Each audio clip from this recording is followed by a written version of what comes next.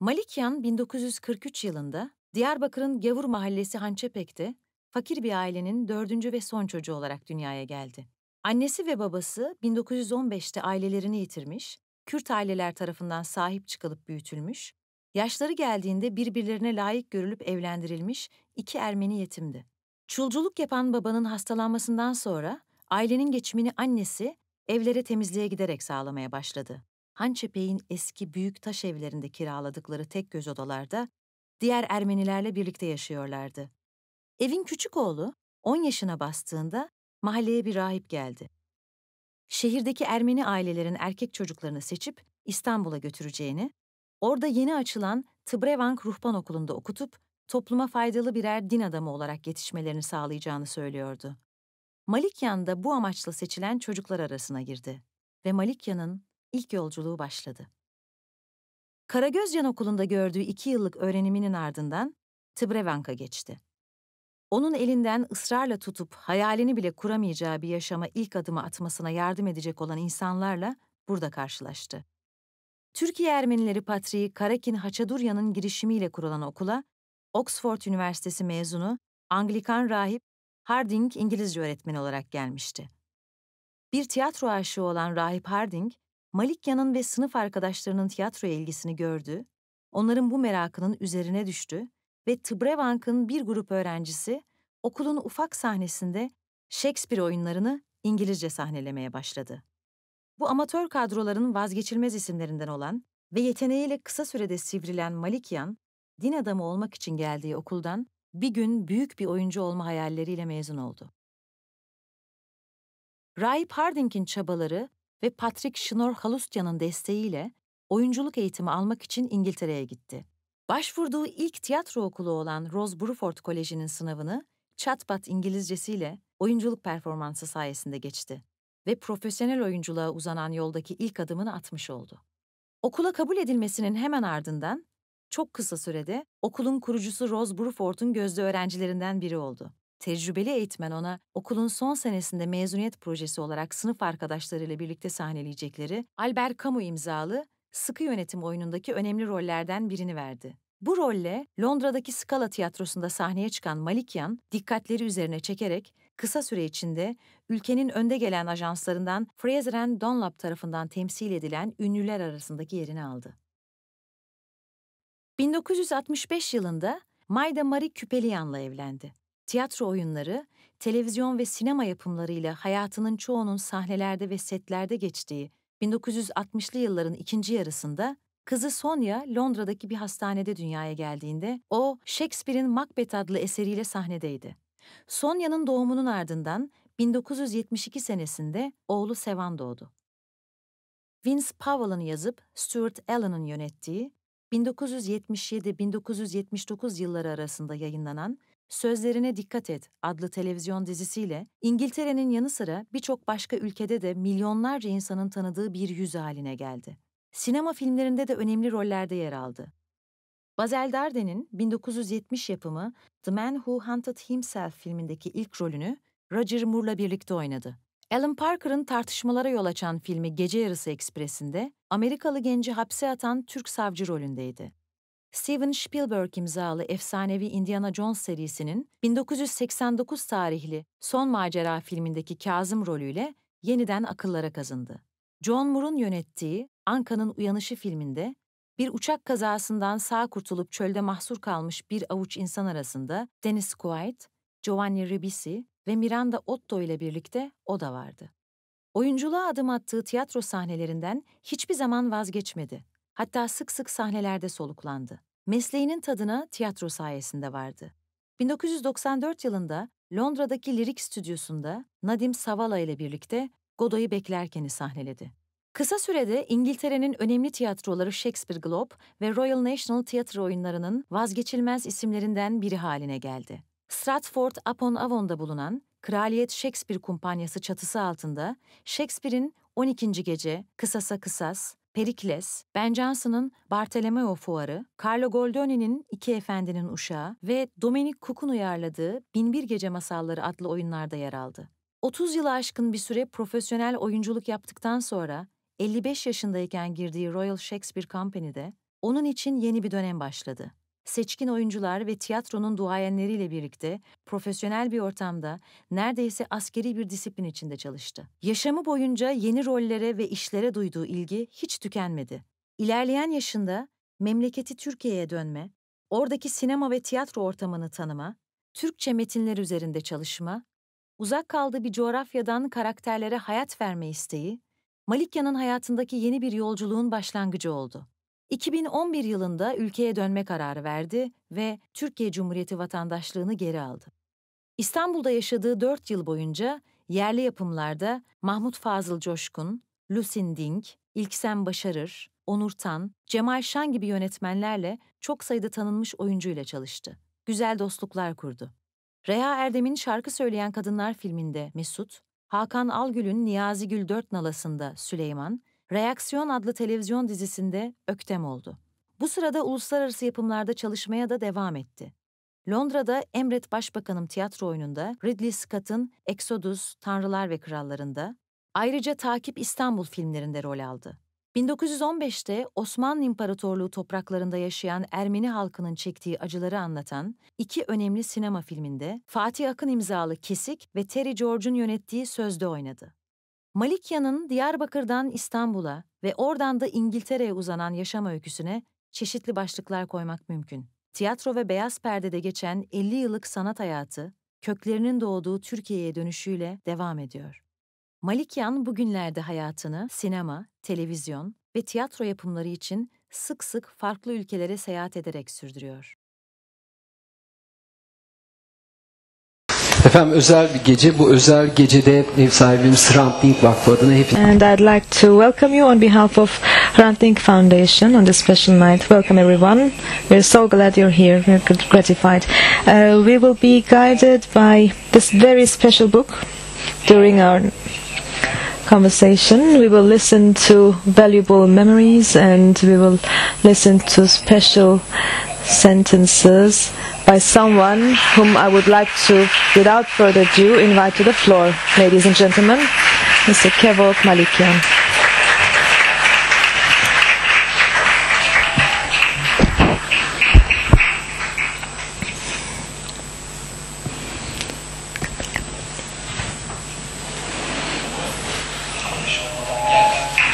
He said he wouldn't show up without an applause.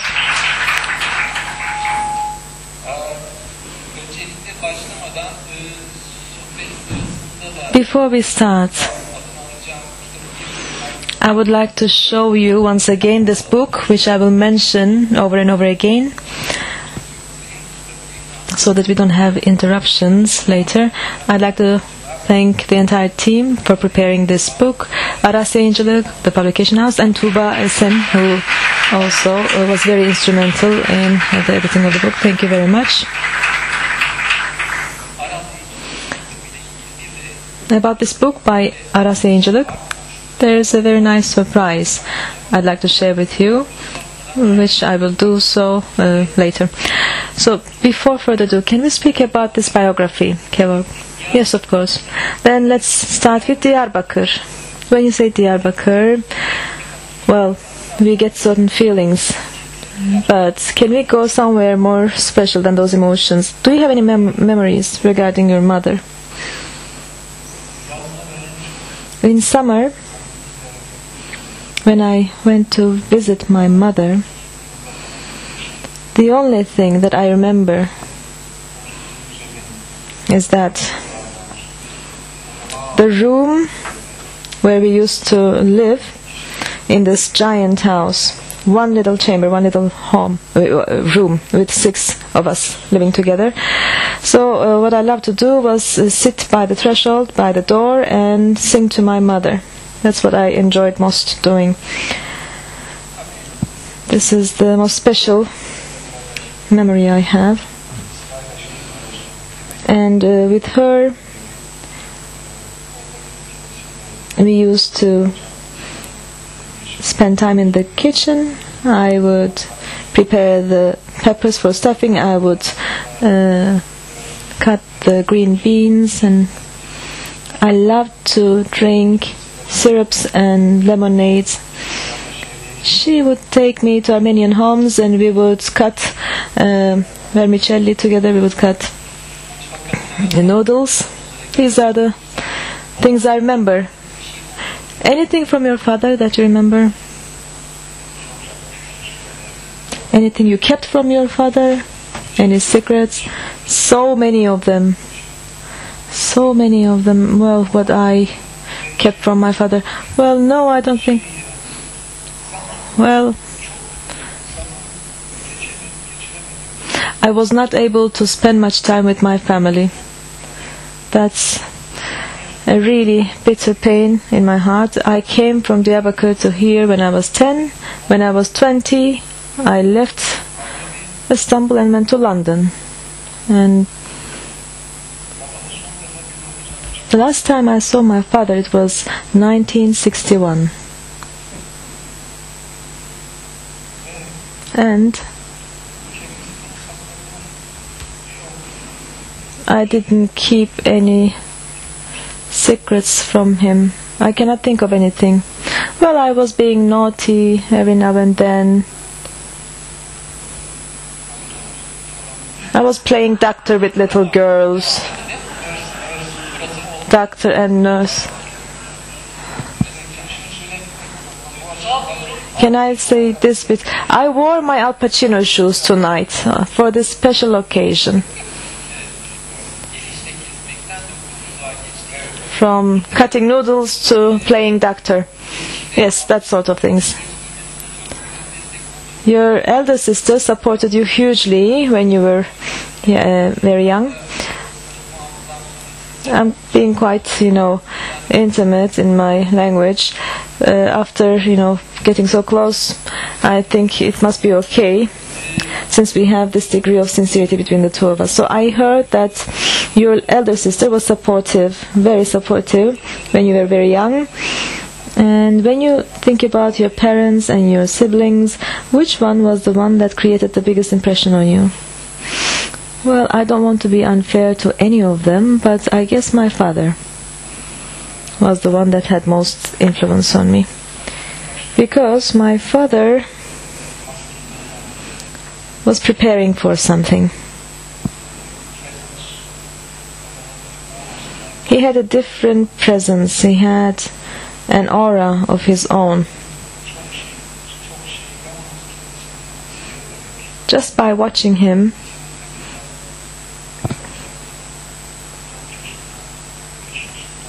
I learned a lot. When I was 4 or 5 years old, I would hold him by his hand and we would go to the church together. And what humanity meant, what fraternity meant, what togetherness meant, what humanity meant, I learned thanks to him. In 14 or 15, he went all the way from Sivas to Diyarbakir. I was not able to find him. I was looking for him. I couldn't find him. Maybe he was walking, maybe he was on horseback. He left everything he had in Sivas, all his houses and his possessions. In 1974, we purchased our first home in London.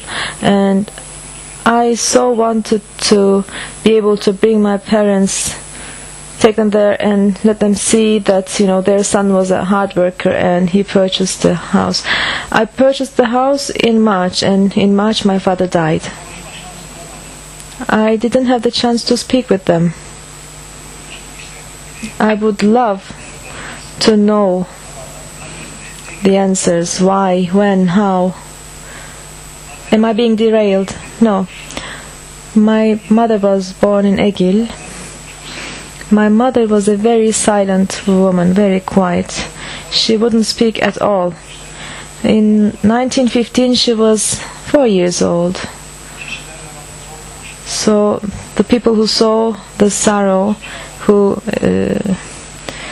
suffered it, probably had a hard time speaking, so she wouldn't tell us anything. There's things I so, wanted. My heart is not as full as it should be with them. And we saw in your biography you came from Diyarbakır to Istanbul, which changed a lot of things for you. Karagözyan, Dubrovak, the religious education, the boarding school, all that process tells us that, you know, many things changed for your life, in your life. So how did it feel to come to Istanbul from Diyarbakır? Okay, many things changed for you, but can you tell us what exactly changed for you?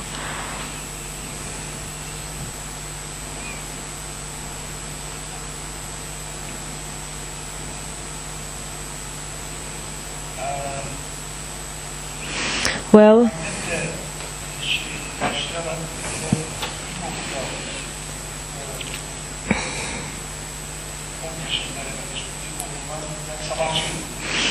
I was going to school in the morning when I was 10.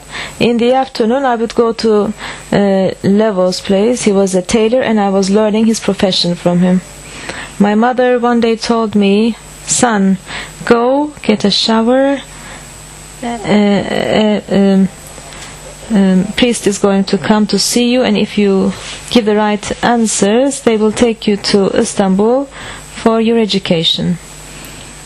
I mean, I was a 10-year-old. I went, took a shower, I came, and the priest was such a sweet man. I don't remember his name now. He had a white beard. Saatvar, yes. Saatvar. He went all over Anatolia and he collected children like us. And 1 + 1, he said, I said 2. Happily, he didn't ask me any difficult questions. Had he asked any harder questions, I would have failed. 2 and 2, I said 4. Okay, son, you'll go. So, this enabled me to come to Istanbul. In my life, dear Yekta, everything happened too soon, too early. I didn't have the chance to think and contemplate and discuss like younger people are able to do now. I was like drifting, like a leaf in the wind.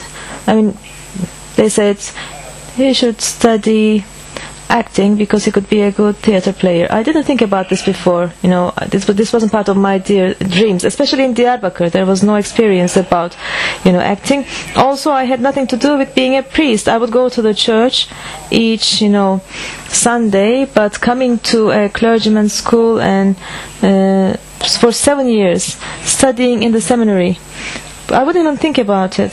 I said, okay, I'll go. But I wouldn't ask any questions. I wouldn't investigate anything. It was 1945, 48, 50. I was so lucky that someone, you know, held me by the hand and took me there. In the seminary, if Fazıl Hadding didn't come to teach us English, and had he not loved theaters, and had he not created the Richard III play with us, and had he not seen the Patriarch and told him, let this boy go, we have enough Patriarchs here. He's also a classmate, by the way. Did you meet your telephone? My classmate, inshallah, God willing, he's going to be the Patriarch of Turkey. He's the Patriarch of Germany, and he said, you know, there are enough of them. Let this boy go. Let him be an actor. And that's how I went on to become an actor. They found me a scholarship. They found me a school. I didn't know anybody in London. I didn't know any schools. I didn't speak the language. Yeah, we will talk about London, but let's speak about Istanbul first, because I'm really curious to know. As we understand from the diary, you would go to the cinemas and theater plays. You would, you know, secretly go there. So this is what you did when you were younger. When was it that you watched the first film or play? Do you remember what you felt back then? The first film probably I saw in Diyarbakır in an open-air outdoor cinema. My brothers, they're both deceased now, they loved the cinema, but they had nothing to do with acting. They would take me to the open-air cinema, and I'd love, you know, to watch Gary Cooper, Kirk Douglas, Burt Lancaster, this sort of movies, Clark Gable, and I would go and at home mime what they did in front of the mirror when I was walking the streets. Can I rise from my chair? Yes, of course. Shall I do the same? No, it's okay. When I saw a Western cowboy film, I would look around in the street. I would check to see whether there was anyone around. Walking down Hançepek, when there was nobody, I would walk like this. I apologize. And I'd do, all of a sudden,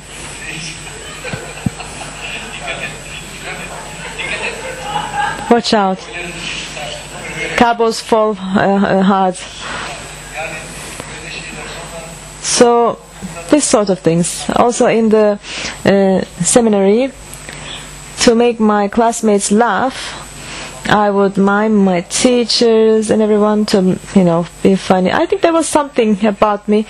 Were you miming the teachers? Yes, I was doing that.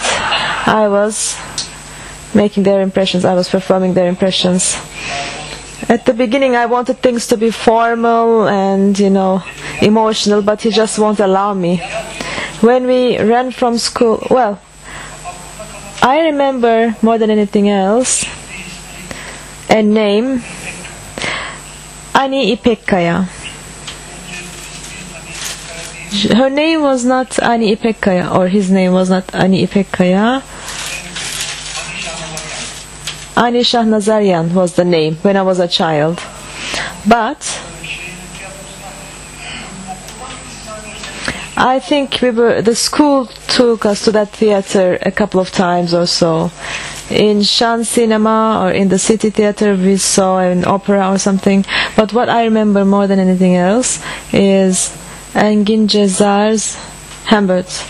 The school took us to this play, and it was in Rumeli Hisar, in the old city walls, in open air. And years later, and I was thinking how a nice man was the deceased. Mehmet Ergenç was preparing a play here, and he invited me. It was somewhere in Beyoğlu. They were making rehearsals. I went there to the rehearsals, and he was also acting in the play. And Mehmet Ergen introduced me, and I said, "Master." Well, Mehmet had already told him what I was doing in London, etc., where I worked, etc. And he said, "You went to the foundation, we're so happy. Probably the love for the theater came from you, because I saw your Hamlet." And he started crying. He was in tears. He was hugging me. He told me, "Come take me to London and we will act together." Probably Hamlet was what influenced me more than anything else. As at the beginning I said something about Aras publishing house. A little surprise, perhaps it's time to say this. Aras publishing house, with this book, initiates a series of interviews. And the second book is already, the idea of the book is already created, already there. Ani İpekkaya will be the second person.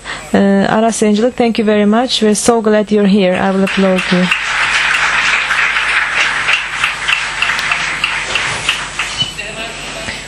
Now I'd like to ask the following. Okay, cinema, theater, and we understand from the diary that reading books was a passion for you.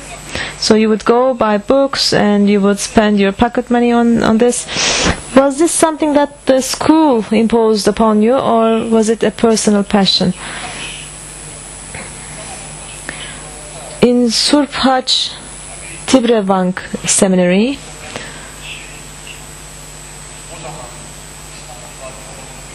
back then, I didn't have any relatives, I didn't have any siblings. My entire family was in Diyarbakır. So for a very long time, I was not able to go anywhere because I was poor, and I would stay at school and read books. Indeed, if you ask me now, well, what I would read: Baudelaire, Balzac, Edgar Allan Poe, Schiller, many authors, Greek tragedies, philosophers' work. I had the chance to read all of these. I love to read.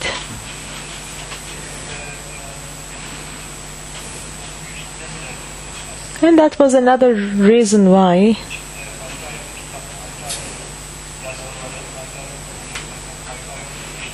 I was able to, understand different views of different writers from different understandings, people with different viewpoints. I love to read.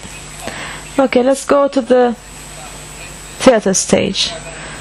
This was an idea about your background, but in 1959, when you were a ninth grader, you decided to act in Hamlet. It's okay.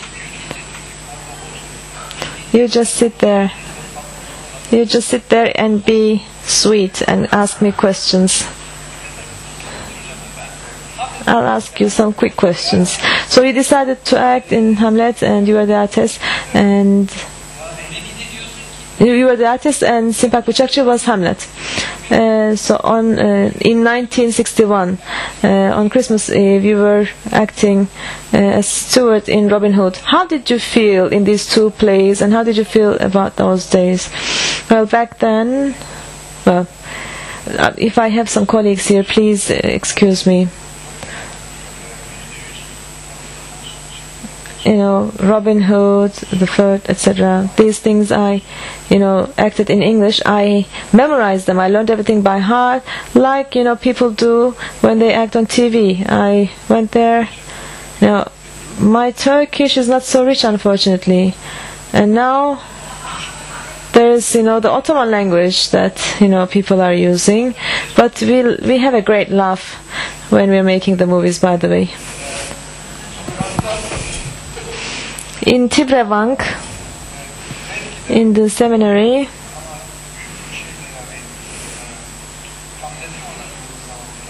especially when we were playing Hamlet, Sakis Dursun was the one who was directing Hamlet, and I was Leatis, and a very valuable classmate, Simpak Bıçak, was Hamlet. He was acting as Hamlet, and Saban is here also. So with my colleague,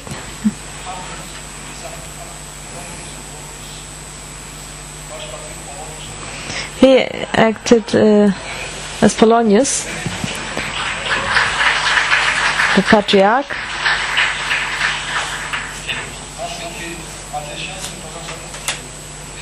Did he have his telephone in mute mode? Well, happily there were no telephones back then. He wouldn't, mute something else, but there were no cell phones. Then, a very valuable classmate from Diyarbakır, Varsha Konaryan, the deceased, he acted as Ophelia. The ugliest Ophelia in the world. Well, of course, just kidding. We were all going to the same school, and Hamlet, especially with Simpat, taught me a lot. I was hugely impressed, influenced. If my colleague went to London and studied in London like myself, I'm sure that he would also be a wonderful actor. But I was so lucky I got chosen, so I was able to go. So there's something about being chosen. This is, from 1962. I kept these photographs for many years, and when I came to London, I put these side by side, and I apologize. Simpat and me, I'm here. Yeah, it is. And when I returned to Istanbul,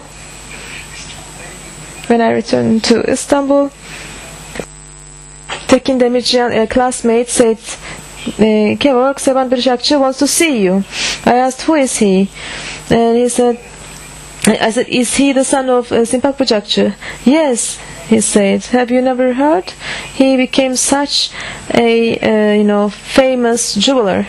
I said, no, I hadn't heard about this. Let's go instantly, now. We went together, we had a dinner, we had wine together. His father, as you can see, I put these photos next to each other. I gave these photos to him, and that was the right place for the photos to go. They're hanging on his office wall now. I continue from 1962 diaries. So he was taking some exams, and one of them was the conservatory exam, and the head of the jury was Yıldız Kenter. First you read Balıkçılar by Tevfik Fikret, and it was wonderful. Yıldız Hanım was very happy. Later you played a scene from Hamlet, Laertes' scene, yes, and the jury was again very happy, yes, and I think you decided to act as Richard III. This was your own decision, so when you're happy you cannot stop yourself. Yes, exactly. So they're very happy with that performance as well. Everything is wonderful, and Yıldız Hanım is very happy with your performance, and the jury as well. But although they said they liked your acting, they didn't allow you in the conservatory because your pronunciation was radically bad. Nothing changed. After 60 years, it's still the same. It's still the, pronunciation that's wrong.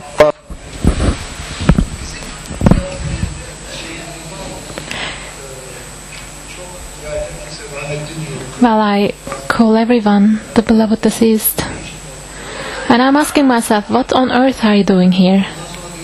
And then another 50 years. I'll keep on for another 50 years.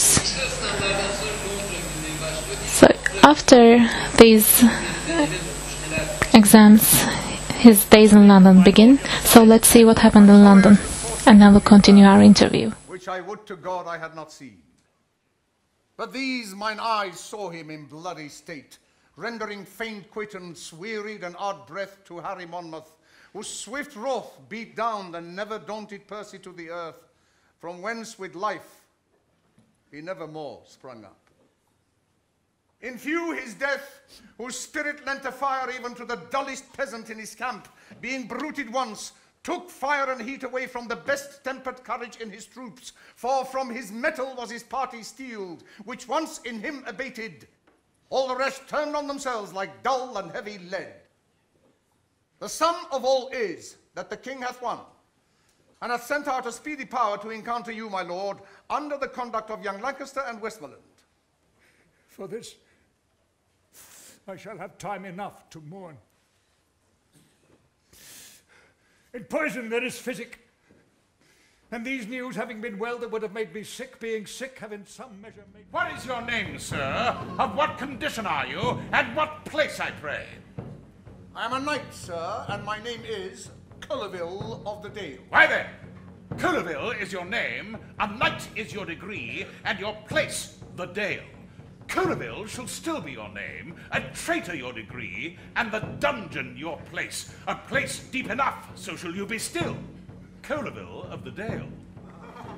Are not you Sir John Falstaff? As good a man as he, whoe'er I be. Do ye yield, sir, or shall I sweat for you? If I do sweat, they are the drops of thy lovers, and they weep for thy death. Therefore, rouse up fear and trembling, and do observance to my mercy.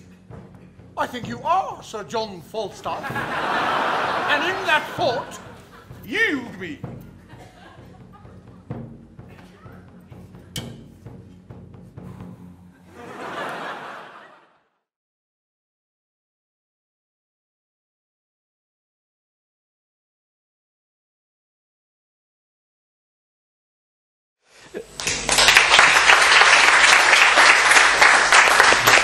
İngiltere yolculuğu 15 Şubat. So You went to England on the 15th of February 1963 with a layover in Marseille, and then you set foot in the United Kingdom. How did you feel, and were you able to find what you were looking for there? Şeyini bilmiyorum doğrusunu abicim ya. Yani ilk defa gidiyorum yine nasıl ki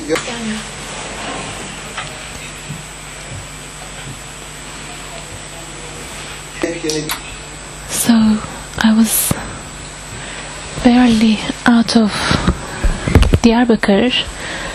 Istanbul was new for me, and England was something completely new. A place, an atmosphere which I cannot grasp or understand.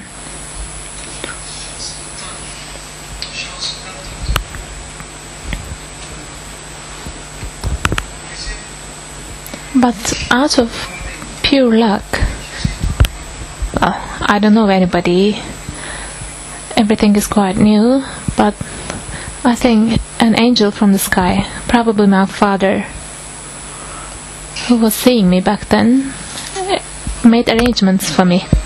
Father Harding, when I first went there, arranged for accommodation for me in a friend's house. I had almost none English. The first time I had fish and chips was on a Friday night with that family, and it was the worst experience of my life. And they offered me pickled onions and cucumber. I had some and I said, "That's very nice, thank you very much." After dinner, the gentleman came and he showed me a football. He said, "Like football?" And I said, "Me like football." So he took me to a game, Fulham against Leeds, 1963. I'm sorry I'm talking about football now, but ever since I've been supporting Fulham, and we have season tickets with my son. And I went to the Patriarchy. For 6 months I lived in the Patriarchy.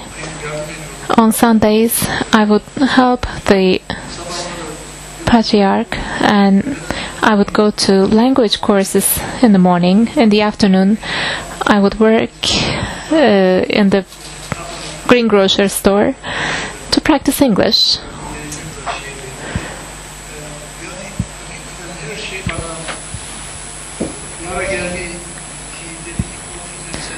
And then the Patriarch came and he said, "You're going to start school and I'm going to be alone here, and they're sending me this priest from Armenia, so you have to leave, abandon the place." "Where am I going?" I asked, and he said, "Don't worry, I found you a room. You're going to stay with an Armenian family, and the result of that room is sitting there among you is my wife." So I was a tenant in their house, and his family tricked me, and we got married in the end. Well, they convinced me with some stuffed vine leaves and some meatballs. Okay, we were talking about you being lost in London. I was expecting to hear some bad memories, but here I find stories about Fulham and pickled onions, and a forced marriage. No, of course, we're kidding. So, throughout your acting career in London, have you ever had hopeless or desperate? No, but there's this one thing which I cannot forget. But it's not a painful story, or it's not a regret. After I finished the acting school, but by the way, I have to squeeze in another story here. With my almost non-existent English, in this Rose Bruford School, the famous theatre school in the UK, so I passed the test, and a lady came to me and said, Kevork, Rose Bruford wants to see you. If you don't have to rush back home, she wants to speak to you. Well, I got the message that she wanted to see me, so I was summoned to her office. The beloved Rose Bruford said, there's a saying in English,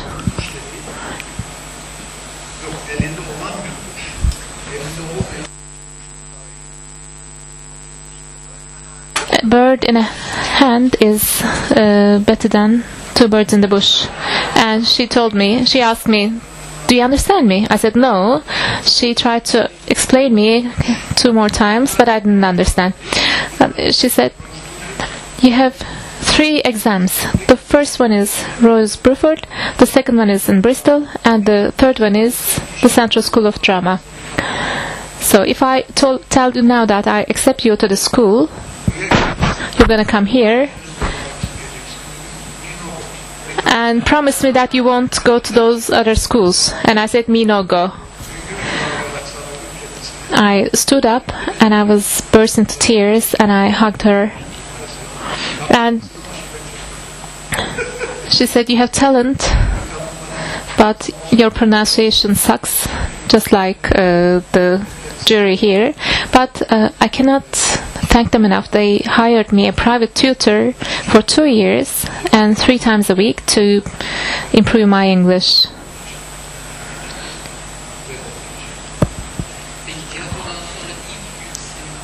After stage, what was your first experience in cinema? It was with Roger Moore, but I was quite lucky. I don't know when it was, but I think it was on a Thursday or a Friday. I finished the acting school. The next Monday, Derby Playhouse, my first professional engagement, knocked on my door. And at that moment, we were on stage, and in the backstage, some of my friends were waving at me, and I was thinking, okay, they're trying to make me laugh on the stage.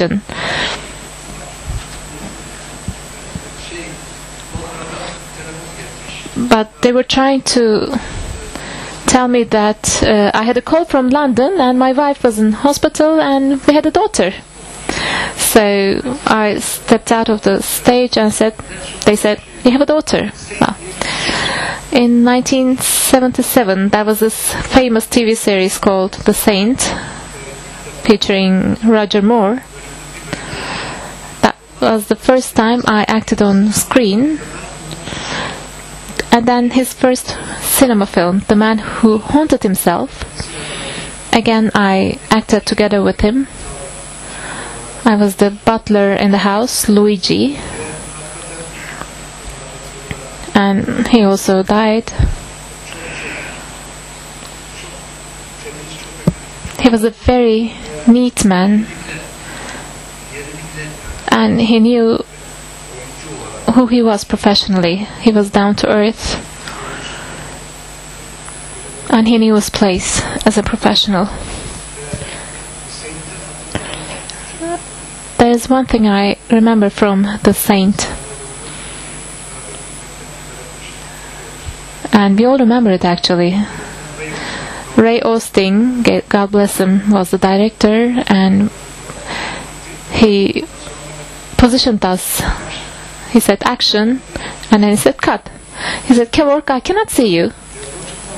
Roger Moore is this high, and even with my Appuccino shoes, I was very short. I said, I'm here, I'm just standing where you told me to stand. And then he said, okay, I'll be there in a minute. He brought 2 boxes, and I stood on top of those boxes so that I would be visible behind Roger Moore. So let's have a look what happened in those films, and then we'll continue talking, and maybe we'll see those boxes. Kind of waiting. There's something unsettling but intriguing about landscape at dusk. Don't you think? I used to prefer men to landscape. And now? I like neither. What happened? I lost faith in men. You seem unusually poetic for a soldier. What makes you think I'm a soldier? I've met a lot of them. And? A soldier without faith can be dangerous. Where are you going? East. What did you do? What do you mean? You committed some crime? With respect, your daughters invited me for some food. They did not tell me there would be an interrogation. I'm sorry. I'm just curious. You are welcome to get cleaned up before dinner if that appeals to you. And stay the night if you want, before continuing on to wherever it is. It's Edelman from Minneapolis. He says your daughters are no longer with him. And he does not know where they are.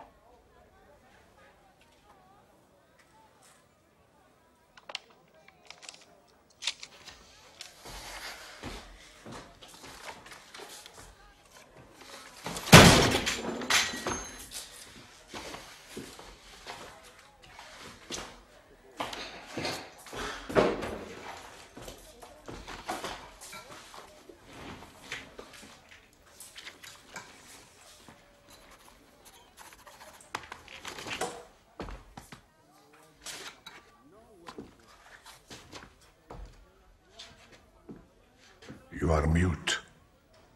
They won't let you in. They send back the sick people.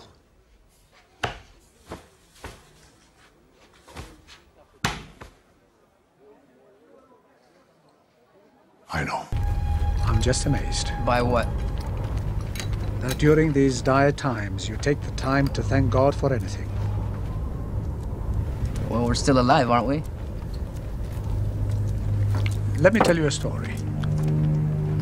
A rabbi and a priest attend a boxing match. They watch as the boxers come into the ring. The rabbi sees one of the boxers cross himself. So the rabbi turns to the priest and asks, "What does that mean?" The priest says, "Not a damn thing if the man can't fight." What can I say? Well, I'd rather you didn't say anything else along that line, Mr. Naresh. You know, I'm not at all sure that we should be seen together. You're worried about your reputation? You know perfectly well what I'm worried about. I'm not really sure that you should be seen here at all. Couldn't resist. Don't worry about these people. They don't know anything about our little business connection. They probably think I'm just under your spell, you know. Bewitched, bothered and bewildered. And maybe they're right. Preliminary drillings confirm our earlier hypothesis completely. There is a geological fault along a line northwest of the island which has tilted the geology of the seabed. All the oil is concentrated in one area, a big puddle of it, under Watling water. Puddle doesn't sound awfully big to me. We calculate at least 1 billion barrels. I'm sorry, but I'm not frightfully up on the price of oil. Say $20 a barrel. Cost of extraction, 5.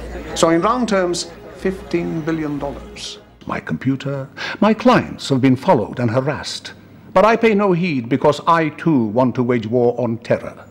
So I do not mind these inconveniences. Indeed, I'm comforted by them. To know you're there, watching, listening. I digress. Yes, Inspector, this is my mobile number on Melik Burak's phone. After all, I'm a solicitor. And as a solicitor, I expect you to tell the truth. The truth, Detective Inspector? The truth is, you raided 42 Randall Road believing there were explosives inside, and there were none. The king wants to assure President Sadam that he will keep the girls as safe as if they were his own daughters. President will be But the negotiations didn't go well. According to what I have heard, none of the tribal elders agreed with what Ali Hassan did. You have company. The date was February the 23rd, 1996.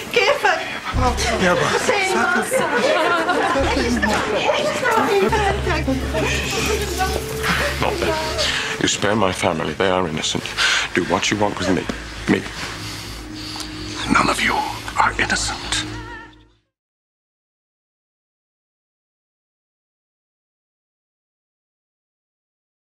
Harika.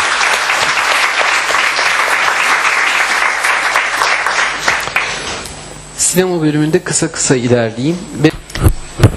I have short questions in the area of cinema. Maybe it's not going to be a very handsome question, but which of the directors you cannot forget? Spielberg? Okay, let's continue with Spielberg. How was it to work with him? It was fairly easy.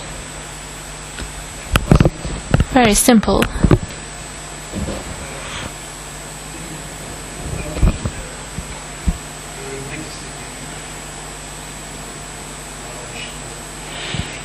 And that's why it's quite easy to understand how he wants to work, his approach, his style. He's a very humble man. Also, I have to cite George Lucas.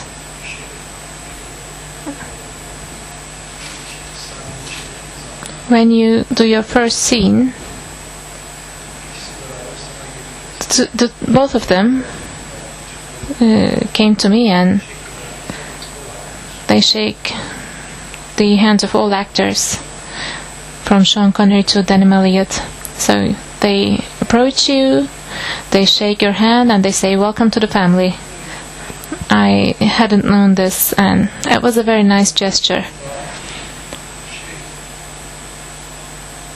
For the first time in my life, I felt like an important actor. The rooms that we stayed, the drivers, the gondolas. And for the first time again I said, maybe I made it. What was the most challenging role you played, you acted? Emotionally. Well, it's going to be an obvious answer. Maybe not, but the most challenging characters for me were... Well, I'm trying to remember now, but maybe The Cut with Fatih Akin and The Promise with Terry George.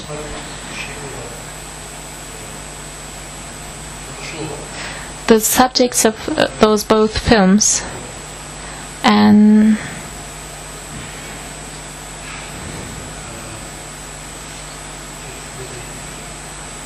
the characters that I had to play, men with a lot of experience, men who were on exile from their fathers, for instance. But thank God, in these 50 years, I was a very lucky actor, and I always say this. I don't know the extent of my ability. I'm still trying to learn, but most of the characters I played were quite easy ones. I feel like a very lucky person from Diyarbakir, from Turkey. And The Saint, Doctor Who, The Professions. I have some colleagues from here, they know it. All the films and TV series I made became internationally known. House of Cards, for instance. So I sit with my son, Sevan, and we talk about cinema from time to time. And I'd like to thank him because he always says, Dad, don't be stupid. Because you acted in really great films. For instance, Midnight Express. It's been I don't know how many years, but it's still very popular. So you asked me the most challenging film. Well, there was this film where we had to stay, in which we had to stay for 4 months in Namibia with Dennis Quaid and Giovanni Ribisi. Flight of the Phoenix. So it took 4 months, and physically that was the most challenging one.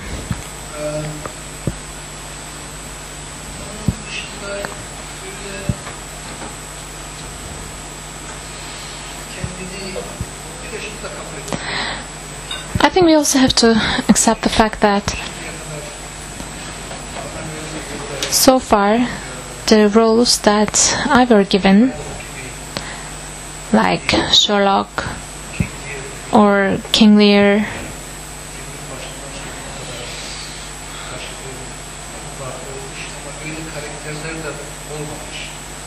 they were not characters like Sherlock or King Lear where you have to be consistent from the beginning till the end of the series or the film. So I started to work in 1960s. People who had a facial type like me were quite rare, and people like me with similar physical appearance were not given very challenging roles on cinema, but on stage it's completely different. That's why I like theater more. And sometimes I think in 1967, when I finished the theater school, I started to work with Fraser and Dunlop, a very famous agency, Jonathan Pryce, Ian McKellen, Timothy Waste. So it was the agency who represented those names, and they wanted to represent me as well. And when they saw me in their offices in Regent Street, they said, Kevork, we're going to offer you 2 things. Go and think and give us your answer. One of the 2 things they offered me was that I would change my name, and secondly, we want to send you to the United States. So I went home, I spoke with my family. How am I going to change my name? Why am I going to change my name? What's wrong with my name? Kevork Malikyan. It's a very nice name. Why should I change it? And then how am I going to go to America? I'm a newly married guy. My daughter is coming. What am I going to do in the United States? So that innocence, that naivety was there, and I really didn't know. If I said yes to those offers, maybe my name would be Kevork Malenkov, something like that, or George Malenkov. Or if I accepted to go to the United States, I don't know what would happen. But I wasn't able to understand why they offered me those 2 things, actually. Maybe years after I understood it. But if I had gone to the United States back then, I wouldn't be back home now. So this night, this special night with you, is worthy of 1,000 Oscars from Hollywood. I didn't go to Hollywood, but Hollywood came to me. They took me to film sets, just like you saw.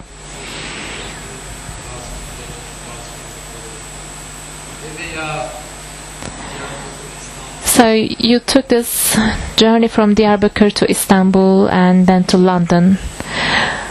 So what is home to you? What kind of a home feeling do you have now? But I don't have to elaborate this question, because now that you told me the story about not changing your name, in fact you answered my question. So let's have a look at what happened in Turkey, and then now that we're here in Turkey now, let's focus more on your work in Turkey. Örtülü savaş başladı. Küçük bir adım attık.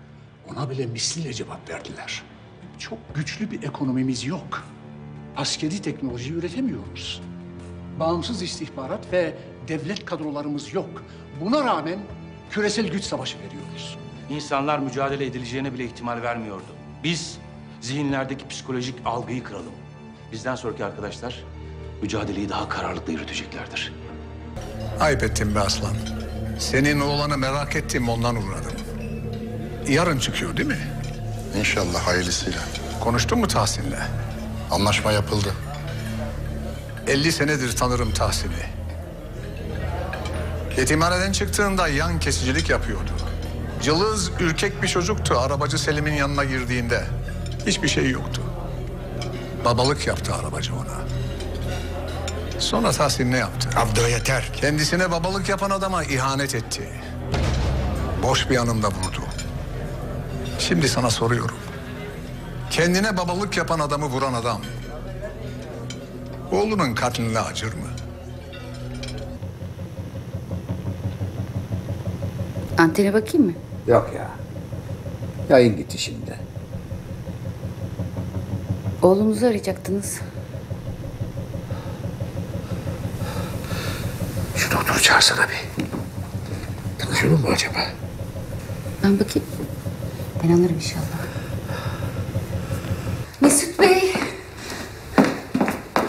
Mesut Bey. Mesut Bey. Çık! Dışarı çık! Kapıyı çalmadan girme!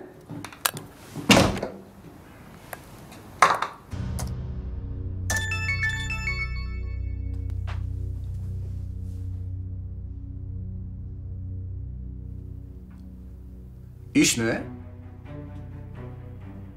Sen kimsin?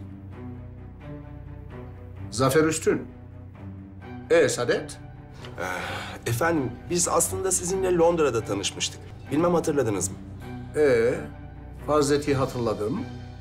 Geçenlerde bir müşterime bazı antika fotoğrafları gösterirken araya sizin davete çekilmiş bir fotoğraf da karışmış.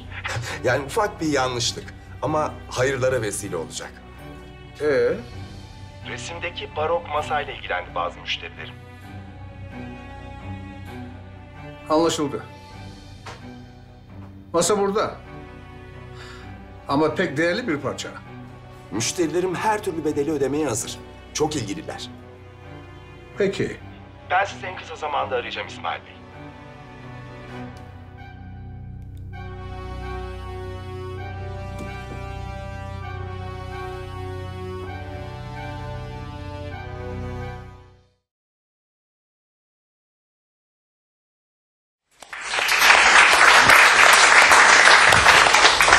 Türkçem kötü değil ya, o kadar. My Turkish is not that bad, is it?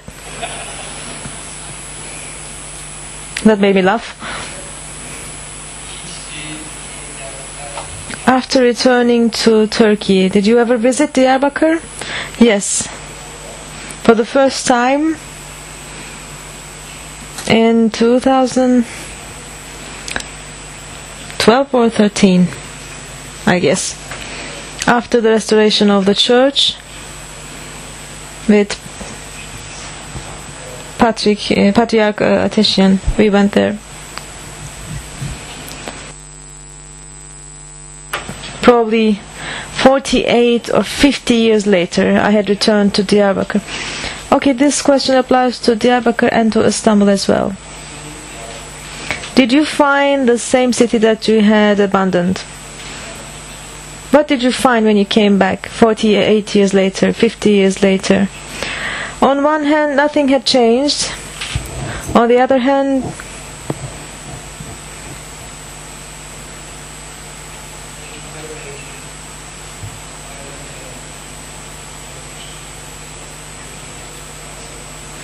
you ask yourself, what would have happened if I remained here with my family and not had abandoned?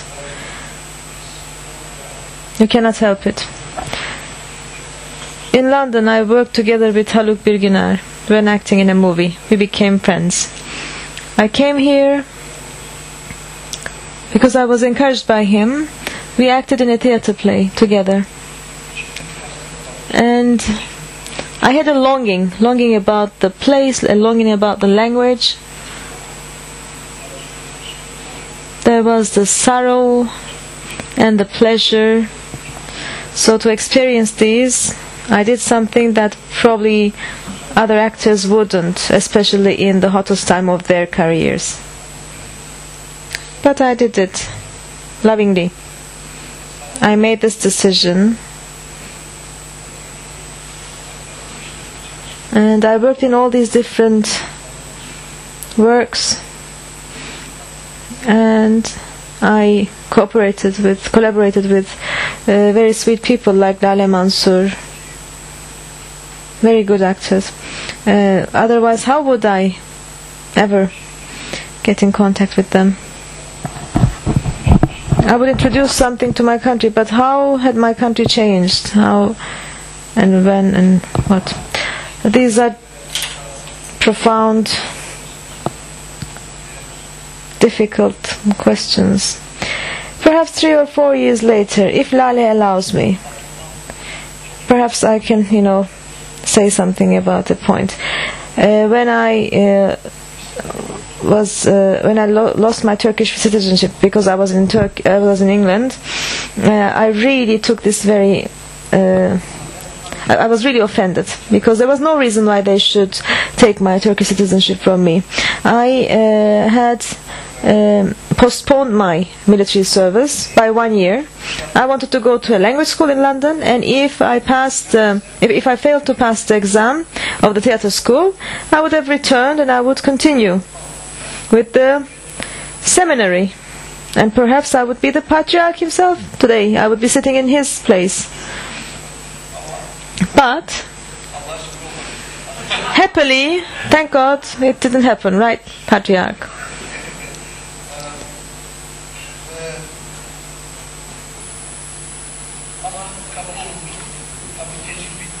I got accepted.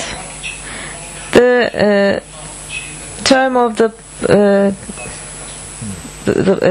postponement had finished, but I needed an extension to my passport. They told me, well, we cannot extend your passport because you have to do your military service, you have to return. I said I was accepted to a school and I have a scholarship for 3 years, and I have been arranged funds from 2 different places, one from Gulben Kinyan, and the patriarch had done all the arrangements.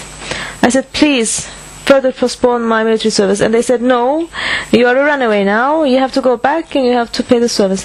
I went to the British government and I said, they're not giving me an extension, what can I do? This is something international, they should extend my stay.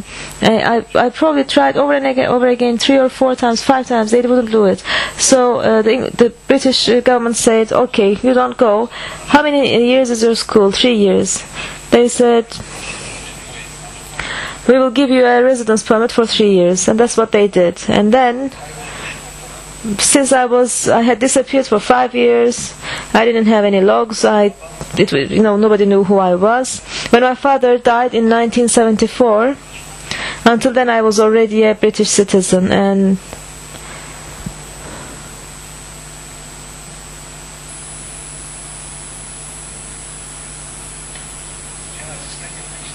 I wanted to come to my father's funeral.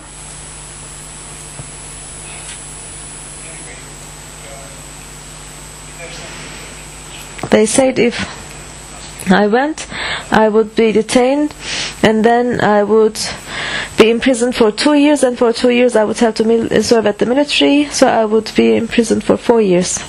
So I would be kept away for 4 years, and I was crying, and the kids were crying, and I had seen my father for the last time in Diyarbakir in 1961. They told me, I said, what do I have to do? I don't want to have the same, when the same thing happens with my mother. I asked them, what do I have to do? They gave me some sheets to fill out. I filled them out and I sent them to Ankara, and then in the newspaper there was an article. My mother got sick and she passed away, and at least I could come to the funeral of my mother. And when I returned with Haluk Bilginer, I had in my mind, why did they take my citizenship? It took me 2 years, but I took back my citizenship. Go to London, bring me this paper, bring this, approval, signature, translation, notary public. 2 years later, I took my citizenship. 1 week later, they telephoned me from the atelier. They said, you just received a letter from the military office. I said, just open it and read it to me. Since you ran away from the military service, I'm 74 now. I was 70 back then. I was 70 and Garabet Yanak, where are you? He's a friend of mine from the seminary. He lives in Kadıköy. I said, where is this military office? The kid came and he took me there. There were uniforms and things. She gave it to me and she was looking at me. How old are you, sir? I said, 70. Are you really 70 years old? I said, yes.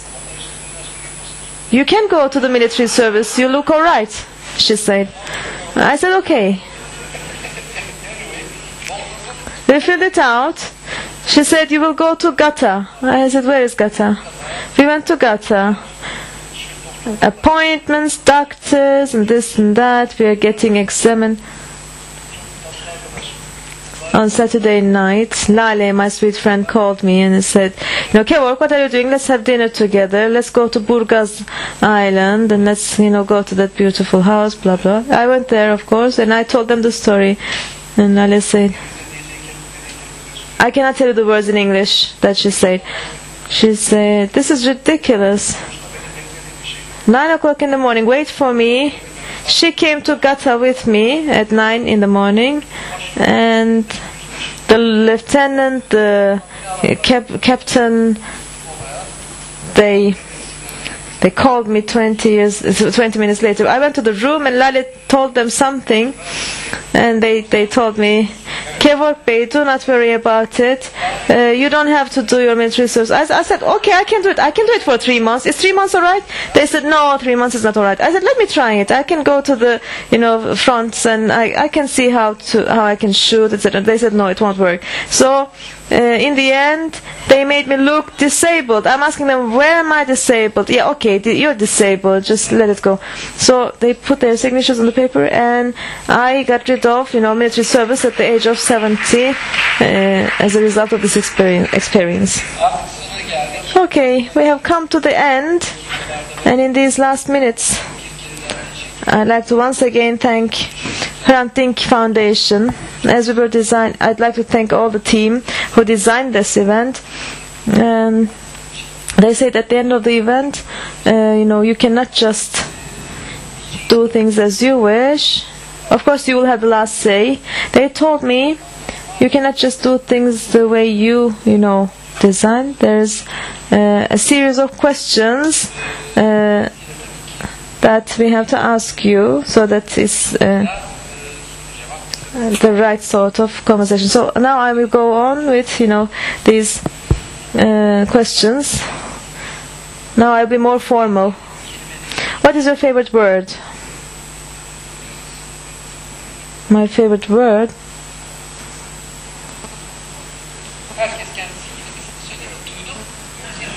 I heard everyone else's words. Now if you allow me, I'd like to hear Kevork's. No. No. Hayır, it means papa in Armenian. What is your least favorite word? Your least favorite word? My least favorite word is kebab.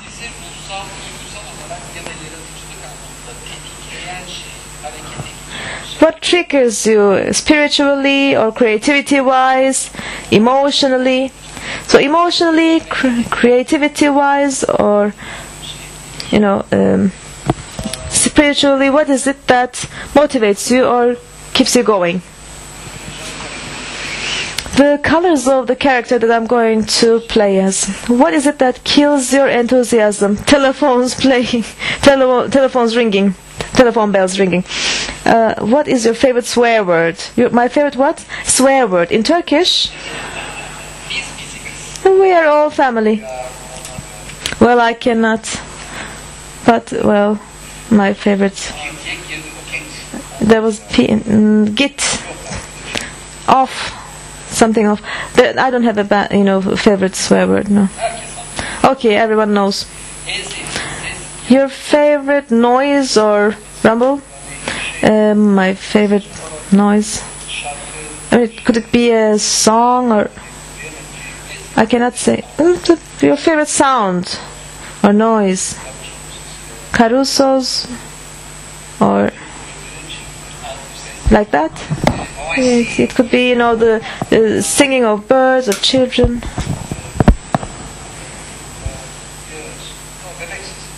Baby sounds. The sound you hate most, crying. Babies cry, doesn't that... No, you're right, but... The cry of a baby is sweet, like the laugh of a baby, but I'm talking about the other kind of crying. What other profession would you like to try? I'd like to be a priest. Well, I'm still hurt on the inside about that. I mean, I did some acting, okay. What if? Well, we have a deal with the patriarch. If he is selected as patriarch, he will be the patriarch from Istanbul to Ankara, and all the way from Ankara to the east, including Diyarbakır, I will be the patriarch. I'll be in power. But we need to, separate. I mean, for me to take this assignment, I have to go to the mountaintop for 6 months or something, right, patriarch? Yes. This could happen, yes. This could work.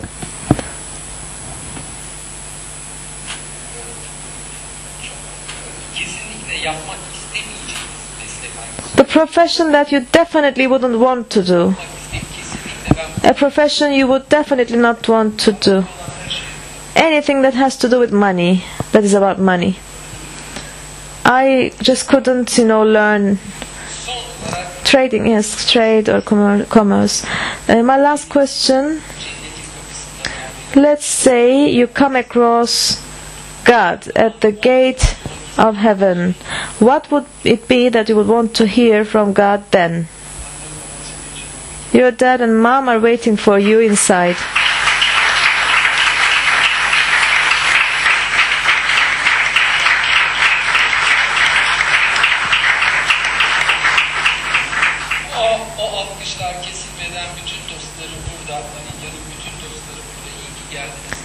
Welcome all the friends of Malikyan. We are so glad you came.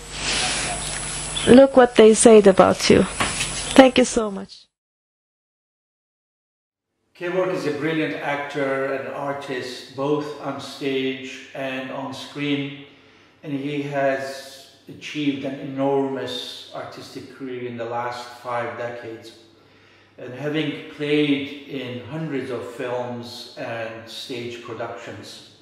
But I think beyond and above his artistic life, Kevork is defined by his humanity, his abundant love for all people, and the simplicity of his heart. And that makes Kevork a unique person, indeed a rare character in our world today. Kevork'cığım, seninle Kadir Has Üniversitesi tiyatro bölümünde tanıştım. Orada hocalık yapmak birlikte büyük şerefti. İlk görüşte aşk diyorum. Kevork'cığım, seni tanımış olmak, seninle çalışmış olmak ne kadar büyük bir şans. İnşallah hepimizin kariyeri de seninki gibi olur. To the most kindest, handsomest, talented gentleman I know. Kezişat Gısren Kevork!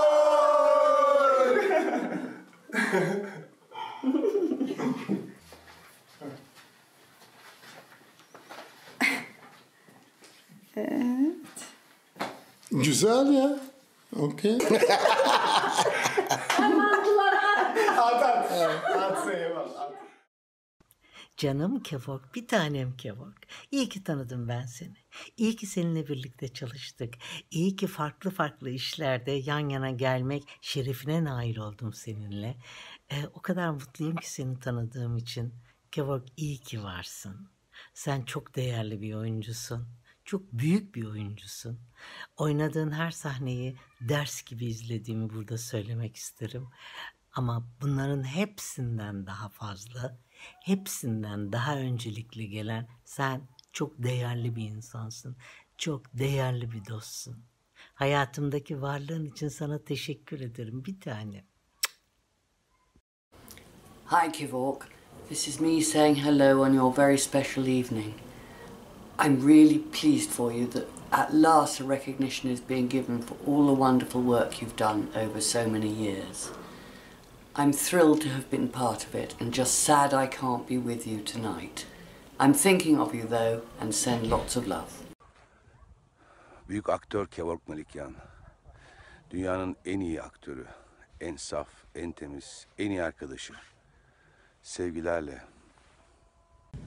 Sevgili Kevork'la bir dizi projesi için bir araya geldik. Daha yeni tanışıyorduk. İlk gece çekimimizdi galiba. Ve bana dehşet ve hayretle karışık bir ifadeyle "Siz böyle mi çalışıyorsunuz?" dedi. Bu aynı ifadeyi bir buçuk yıl sonra tekrar görecektim yüzümde. O da 72 yaşında askere çağrıldığında. Yani ancak bir emekli orgeneral olabilecek bir yaştayken. Neyse, acı tatlı birçok anımız oldu. Seninle arkadaş olmaktan, senin arkadaşın olmaktan gurur duyuyorum. Kezi şat kısrem gör Kevork. Kevork is kind, loving, generous and loyal. A bird in flight, always true to himself. He's inspiring not only as a person but also as an actor. His spark and energy are infectious. You can sense the laughter and boundless joy in his tears, but at the same time you can sense his deep compassion in his infectious laughter. He has a wicked sense of humour, but above all is deeply human. He's simply who he is. He never pretends to be anyone else. Kevork benim için çok çok önemli bir insan hayatımda. Bana sadece hayat hikayesiyle, onun o Diyarbakır'dan İngiltere'ye olan hayat hikayesiyle bile müthiş bir yaşam enerjisi ve ilham veriyor ama tabii ki benim için en önemli şey Kevork'la ilgili onun beraber çalışırken insanlarla kurduğu ilişki. Ben hayatımda bu kadar mütevazi, bu kadar insanlarla eşit ilişki kuran bir oyuncu, bir insan çok nadir gördüm. Sette, set işçileriyle, ışıkçıyla, oyuncularla her zaman çok eşit bir ilişki kuruyor ve de karşısındakini özgürleştiren bir enerjisi var. Yani bizim bu topraklarda pek şahit olamayacağımız, karşılaşamayacağımız bir durum açıkçası. O yüzden de benim için çok güzel bir dost, çok güzel bir çalışma arkadaşı. Her zaman onu özlüyorum. Onun hayatımdaki yeri çok çok özel. Sireli Kevork.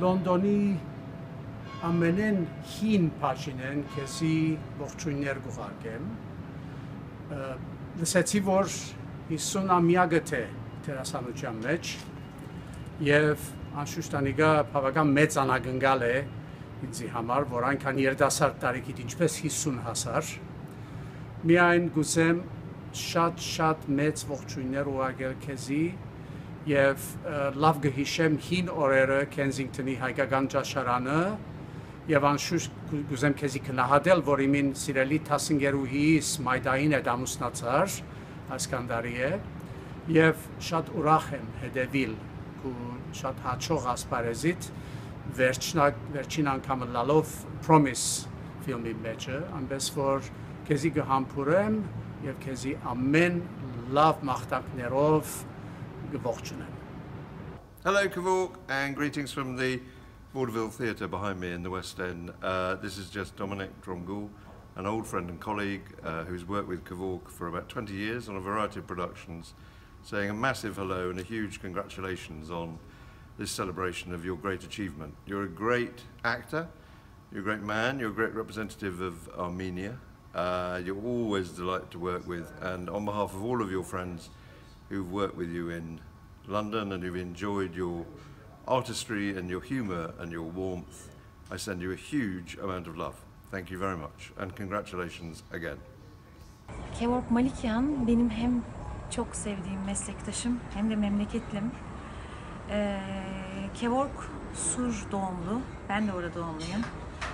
Ve ben Kevork'la annemi çok karşılaştırmak istedim. Çünkü aşağı yukarı aynı zamanlarda, aynı topraklar üzerinde bulunmuşlar.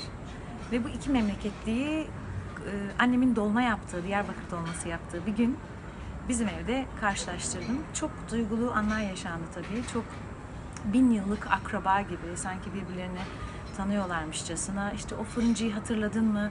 Oradaki işte bir Nişo diye terzi vardı, bilmem kim vardı. Oradan çıkınca hiç karşılaşmadıkları halde çocukken ortak bir geçmişten bahsettiler bir anda.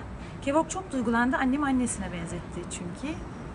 Ve annem Kevork'la konuşurken hep evet oğlum, evet oğlum, evet oğlum diyordu. Kevork bir yerinde dedi ki sen kaç yaşındasın dedi. Annem yaşını söyledi. Ya dedi sen dedi kuyruk değilsin, sen benden 3 yaş küçüksün dedi. Annemin şaşkınlığı. Vay oğlum yok, sen benden küçüksün. Ben büyüğüm, ben çok büyüğüm falan diye inandıramadık onu. Çünkü Kevork annemin ahbari olsa da yıllar evvel kalbinin kırıklarını cebine almış Diyarbakır'dan İngiltere'ye çok cesaretle giden ve içi hala küçücük bir çocuk gibi kalan çok kıymetli bir ahbarik. Onu tanıdığım için gerçekten çok mutluyum. Arkadaşı olduğum için, memleketlisi olduğum için gurur duyuyorum ona.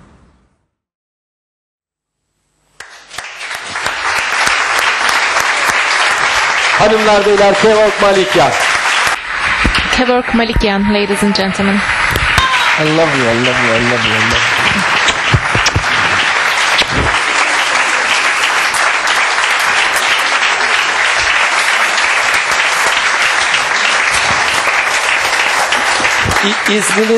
İzninizle alkışlarınızı bölmüş gibi oluyorum ama Well, I'm getting into your upload, but with your permission, I'd like to thank the Hrant Dink Foundation and everybody who have thought of this night and who invited me to be on the stage tonight.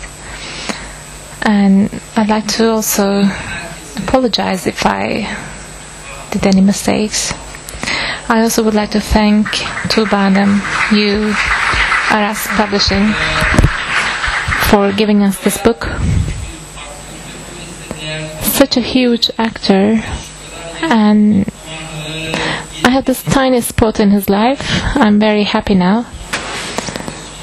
So with such a huge actor, I also would like to give the last word to him and leave the stage to him. Well, thank you. I'm very lucky. I'm a very lucky man. I already love you. You have the last word, so we are all listening to you now.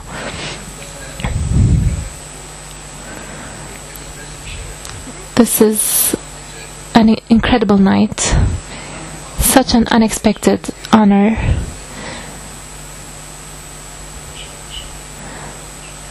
Well, I had done all this work, but it seems nothing to me actually. I'd like to thank Hrant Dink Foundation, Nayat, and everybody who works in the foundation, especially my friend Aren, who put these videos together. Thank you very much. So, be prepared for another 50 years and get ready for the centennial. And I also would like to thank Tuğba for the book. Well, she spent hours on Skype with me from Cyprus, from Spain, and in Istanbul. I was sitting in cafes. I mumbled all those words and she put them together. That was an incredible work. Robert Koptaş and Aras Publishing. So when they first took me to this breakfast, they said, we have this idea to have a series of books from Turkey, people who left Turkey and who settled elsewhere. We have this series of books, and I was the first one. And I'm very proud of this. There are so many names in my mind that I have to thank, but it's easy to forget names in such nights. But all in all, I'd like to thank you very much, all of you. So my agent for 50 years, he was not able to be here. He's slightly older than me. I think his feet are not working anymore. Dominic, his message was incredible again. My friends, Lale, Yurdair, Songül, I'm speechless. I also would like to thank my family, my son Sevan, my daughter Sonia. Well, I'm not going to cry like in Hollywood.